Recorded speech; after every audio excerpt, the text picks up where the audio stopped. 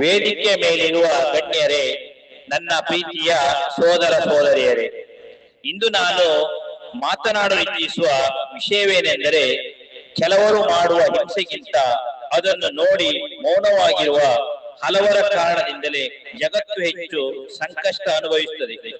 ಇಂಗ್ಲಿಷಿನಲ್ಲಿ ಒಂದು ಮಾತಿದೆ, world is not suffering from violence of many, but world is suffering from silence of many. ಜಗತ್ತಿನಲ್ಲಿ ತಪ್ಪು ಮಾಡುವವರು ಕಡಿಮೆ ಜನರೇ ಇರಬಹುದು, ಆದರೆ ತಪ್ಪನ್ನು ನೋಡಿ ಮೌನವಾಗಿರುವವರು ಹೆಚ್ಚು.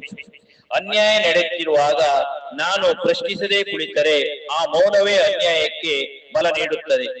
ಇತಿಹಾಸ ನೋಡಿದರೆ ನಮಗೆ ಒಂದು ಸ್ಪಷ್ಟವಾಗಿ ಗೊತ್ತಾಗುತ್ತದೆ, ದೊಡ್ಡ ಅನ್ಯಾಯಗಳು ನಡೆದಿರುವುದು ಕೆಲವರ ಕ್ರೌರ್ಯದಿಂದ ಅಲ್ಲ, ಹಲವರ ನಿರ್ಲಕ್ಷ್ಯದಿಂದ.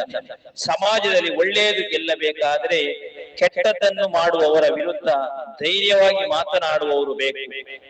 ಮೌನ ಕೆಲವೊಮ್ಮೆ ಸುರಕ್ಷಿತವಾಗಿರಬಹುದು, ಆದರೆ ನ್ಯಾಯವನ್ನು ಉಳಿಸುವುದಿಲ್ಲ.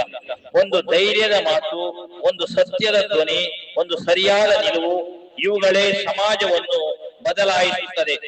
Thank you.